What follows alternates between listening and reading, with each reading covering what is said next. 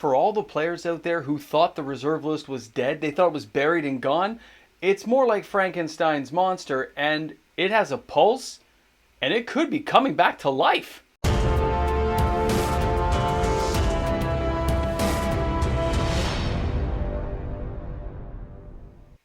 Today's video might be a little surprising to some players. Welcome back, everyone. MTG Moxman here, and thanks again for hanging out with me on my channel today. Now, before we start today's video, a shout out and thank you to everyone who's been joining the channel, hitting that subscribe button, turning on their notification bells, and joining in the conversation in the comment sections. It's epic to see so many new faces join the channel and getting closer every day to our 20,000 subscriber goal. So thanks again to everyone who's helping make that happen. Now let's get on to a serious topic here, which is the reserve list. I mean, talk about having a pulse. The sales are really strange. They are really not in line with what's going on. And what I think is happening is a little bit of disassociation.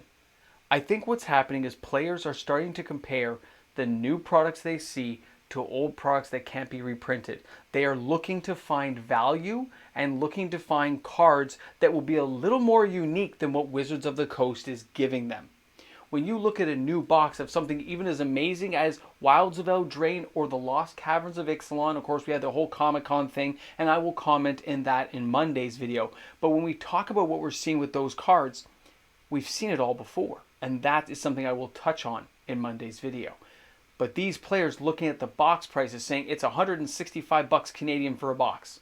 So I can go ahead, buy the couple of cards I want in the secondary singles market, then I have so much money left over that I can just go ahead and buy a reserve list card and still have money left over. And no, not every reserve list card is amazing. I'm not going to lie to you guys and say every card is the best of the best. All 572 cards of glory. No. That's for each and every player to decide for themselves. I've had lots of cards that I have made playable and usable, and other cards I've never made work from the reserve list as hard as I've tried. Especially some of the cumulative upkeep stuff from Ice Age. It can be very difficult, but it can be a lot of fun. Depending on your angle you take with this game, it can be a blast or a total horror show to make these cards work. But at the same time, there are a lot of decent reserve list cards that do have value and are highly playable cards that players still seek out. And with the prices the way they are, it was bound to happen. It was bound to happen that somebody was going to notice and start to take an interest and pick these cards up. We started about 2 months ago noticing that Fastbond just kept selling and not making sense, with people speculating that it may become unbanned at some point, and when the card's $6-7, why not pick up some near mint copies? But that has now spread to a whole bunch of other cards, and some of them are showing up in today's video, and some of these cards are not cheap.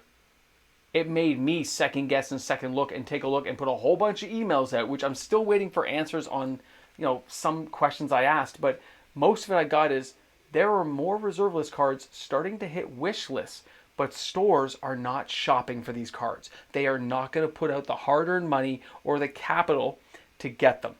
So that means there's a whole problem with supply and demand right now, unless you go to places like TCG Player, Card Market, or eBay to find these things. And of course, if you're shopping on TCG Player, don't forget that I have an affiliate link. And if you click that link found in the description of all my videos, it'll take you on your TCG shopping experience. But this channel gets a 3.5% kickback, which of course helps the channel buy cards and start getting things together for the 20K party. So everyone who shops there is actually helping us out here and help me better prepare, and it softens the blow on the Moxman's wallet, and I appreciate it, so thanks guys. Now, we're going to get this party started. We're going to show you guys the hottest selling cards in Magic this week from the reserve list, and I hope you guys are ready to be surprised, because this stuff is kind of crazy.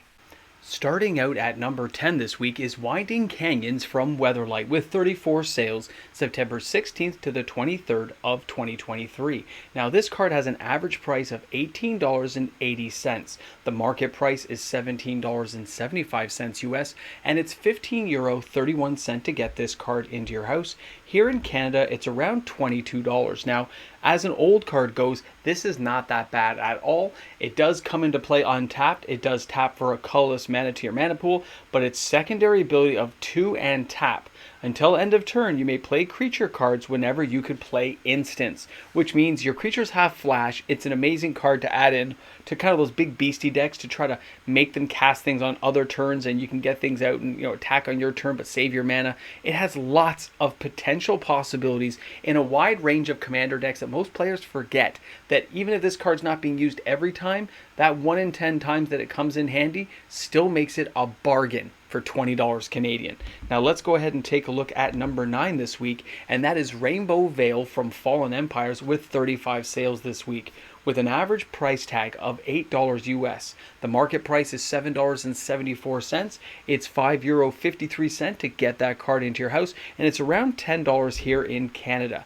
Now, this artwork, of course, is iconic and epic. Even though the card was considered very weak back in the day, a lot of players have found utilitarian purposes for this card, because it taps to add one color of any color to your mana pool, and then control the Rainbow Veil passes to an opponent, but a lot of players find ways around that, bouncing it back, destroying it, passing it to a friend who you've made an alliance with. There's lots of reasons to have cards like this, and at this price tag, I can see why players are starting to take advantage of lower prices to make sure they've synced up a little bit of value in buying a few low-end reserve list cards. Now, number 8 this week with 36 sales is Savannah from Revised Edition. We have not seen dual lands on the list for a number of weeks now, if not a month or two. So it's good to see that we have a Savannah card, Revised Edition, back on the list with an average price tag of $317.37 US. The market price is $334.70 US, and it's €221.79 to get this card to your house. Now, when I looked around to see what this card was in Canada, a near mint copy will run you about $500, where a heavily played copy is going to be around $300 Canadian, but the sales volumes are quite high and they lean toward the slight played and near mint copies. So players looking for these cards are willing to spend a few extra bucks to get this card. Now, when it comes to dual lands, this is kind of like that cornerstone to collecting higher end reserve list cards, and it really blings out a number of decks and leaves a lot of entry pathways into older school formats, so a lot of players like to get their hands on these. Now let's go ahead and take a look at the number 7 card. This is Underground Sea, and this card is much more expensive. It has 37 sales this week. It has an average price tag of $707.46. The market price is $691.56 US, and it's €498.64 to get this card to your house. Now, here in Canada, a near mint copy is around $1,000. But a heavily played copy is around $550. If you looked on things like TCG Player, you can find them for around 500 and change US, so there's a lot of variation in the prices depending on the condition of this card. Now, the sales volumes for this card are quite high, especially for considering the price tag, but the people buying this card went for the moderately played and slightly played. They avoided the heavily played, but they also avoided the near mint. This is something players need to keep in mind, because if you ever want to resell this card, you need to have a liquidity issue that most players face. Then you got to make sure you have a market to sell it to, so you got to have it in good enough condition that somebody's interested, and so you don't lose too much money if you have to sell. I mean, the liquidity thing is a real thing for Magic right now, but this many sales tells me that players must believe in these cards or they wouldn't be spending the money, guys. It's that simple. Now let's go ahead and take a look at number 6, and this is Null Rod from Weatherlight.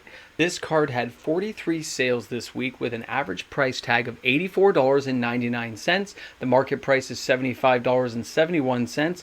€54.90 to get this card into your house, and $105 here in Canada for a near mint copy. Now, most players I know like to have at least one copy of this card, because as a 2 generic casting cost artifact, players cannot play any artifact abilities requiring an activation cost. So for some players who don't play a lot of artifacts, this fits in very well to stopping and hindering your opponents and making them deal with a card that you have in play. I love that card, guys. Now, let's get down to number 5 here. Let's take a look at what we're talking about. This is Brain Geyser.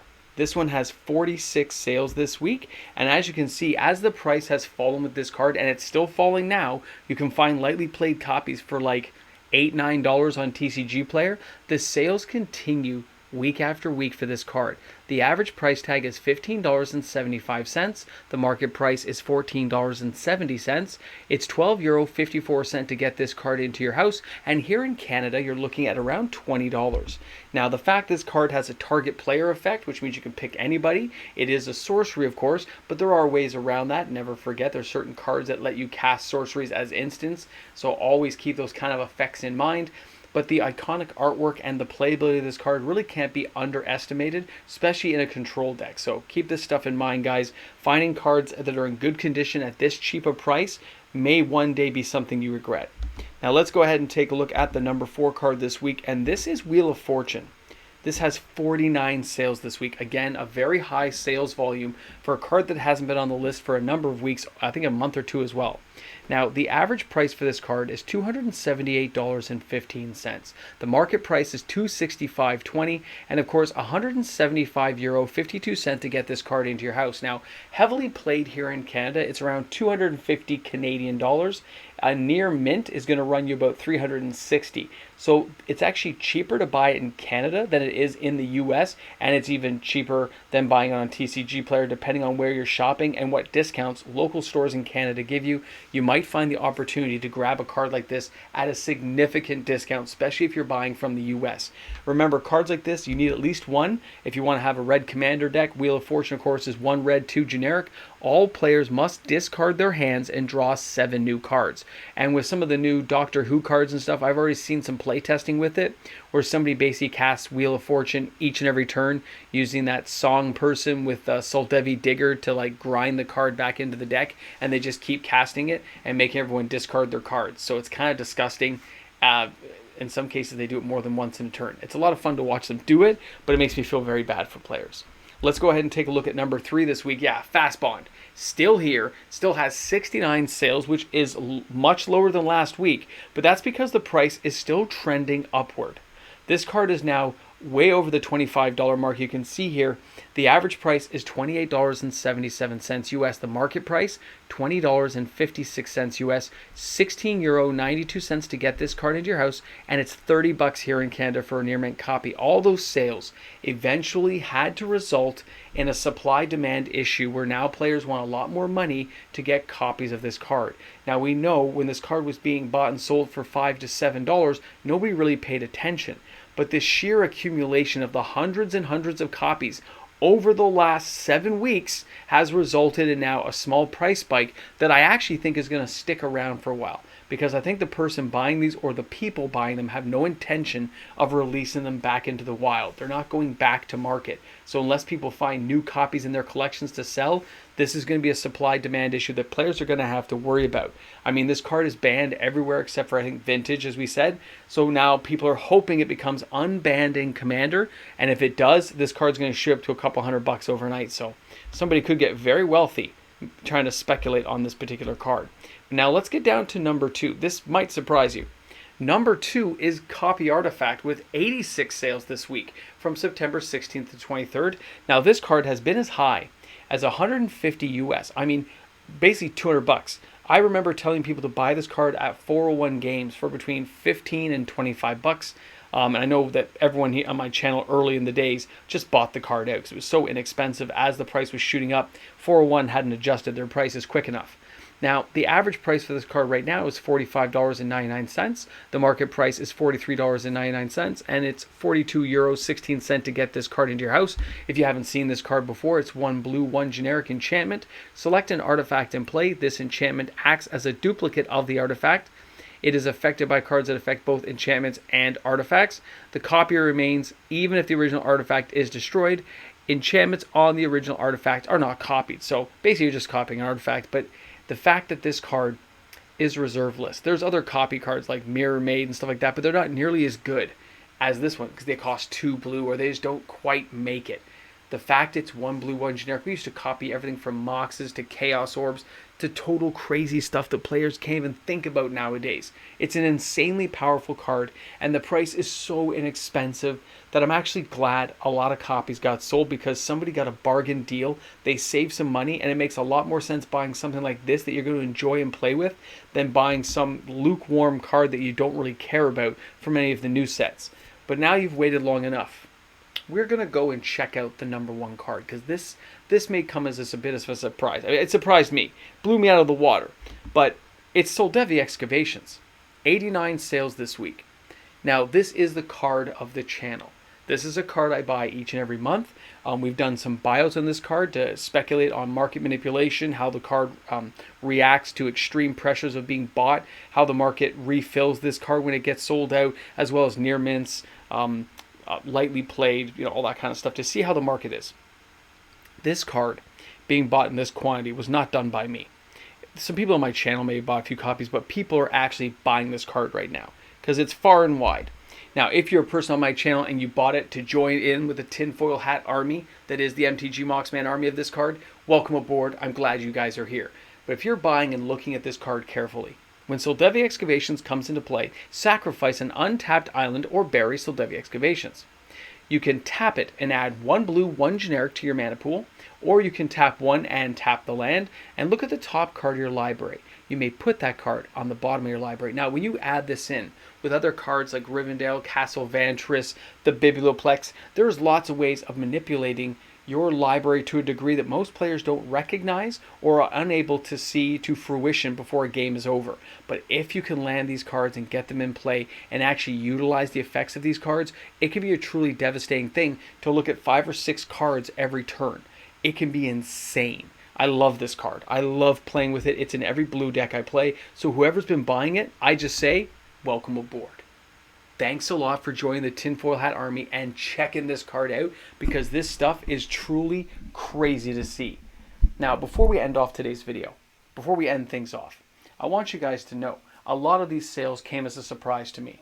I mentioned stuff to players on the Discord when I started counting, because these are the cards that made the top 10. But there's tons of cards that sold on the reserve list right now. Fenrir Enchantress and all these cards are still selling. We got stuff from Visions like Triangle of War, Thrall Champion, Elvish Farmer. They didn't sell enough copies to make the list, but they sold more than enough for me to notice the sheer volume of sales stretching across the reserve list again. I was surprised cards like Fork wasn't here, or more power cards, but there was enough power cards that I even took interest in that and kind of tried to get some information on it. Guys, this just shows you that when players are frustrated or the deal is good enough, frustrated with Wizards, you're all angry or mad, or you say, hey, that is too good of a deal to pass up, and you go ahead and you bite the bullet and you buy the card. I hope you bought it because you enjoy it. I hope you're not trying to speculate and flip it, because that's going to be a long way in the future before we get around to those kind of things happening again. But these card prices definitely attract the audience back because the cards are fun to play with. They can be crazy, crazy good in the right deck. And it's a card that most players don't own or don't even think about, which can lend a whole different conversation piece to when you're playing your games. Thanks a lot, guys, for hanging out. Thanks for chilling out with me. I can't wait to see what you guys slam down in the comments section. Let me know what you see out there. Let me know if you're buying. Let me know if you hate everything I just put out there today. Either way, thanks for joining in. Thanks for hanging out with me today and allowing me to entertain you guys. It's awesome to be here every day. All right, guys, have an awesome day. And don't forget, bring a friend to Magic. All right, I'll see you guys tomorrow. Oh, wait. I was about to walk off the screen. I bumped the microphone here. We have a live stream tonight. What was I thinking? We're back to our live streams. 6:30 Eastern Standard Time. The live stream will be on. I'll see you guys there. And I will be bringing myself to Magic.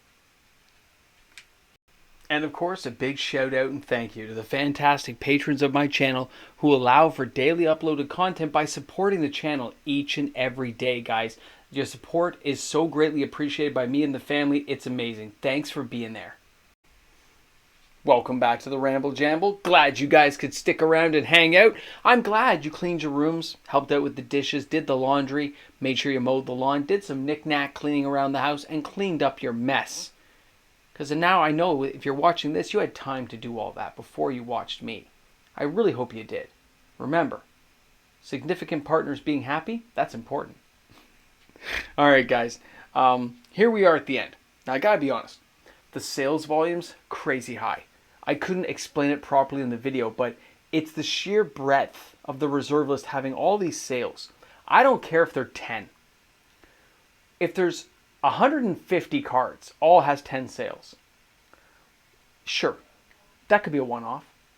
But when you have 150 of these cards having sales from 10 to 20 to 30 to 40 to 50 sales depending on the card, and Power 9 cards, and all kinds of stuff selling in between, it shows you that the players who are discontented, they are upset with Wizards of the Coast. And the last castle of defense seems to be the reserve list, and then players say, why should I buy a box? Why should I buy Shoulder if I know it's getting reprinted? I might as well buy a Lake of the Dead, which didn't quite make the list, but was pretty close. Why don't I go out there and buy myself a Sliver Queen? Yep, that card sold some copies too. It's the idea that these cards aren't coming back that appeals to a collector, to a player. To know there's some value kind of locked in there means a lot to some people. They don't want to throw away $300 on something that gets reprinted a year later. Wizards has got to get around to this and understand. I don't know how they don't understand the player base at this point, that it's fine for them to charge us a certain level if we know the card's not coming back. We need assurances. And that's what you get with the reserve list. That's what you get. You understand that if they break that final rule, if they actually reprinted the cards as a playable card in a tournament, it's the end of days. That's what's going to happen. Anyway, I'm just babbling on. I had to say this stuff because it's happening. And the fact that we're seeing a bit of a pulse from the reserve list and the sales volume kind of surprises me to the point where I'm like, hey, I thought everyone had wallet fatigue. What's going on right now? So I'll be paying close attention. I'll let you guys know. Okay, if you're my patrons, you'll probably know before everyone else, but that's just the way the cookie crumbles. I mean, you know, that's the kind of support. All right, thanks a lot, guys. Have an awesome one. See you soon. Don't be late, and always help out at home.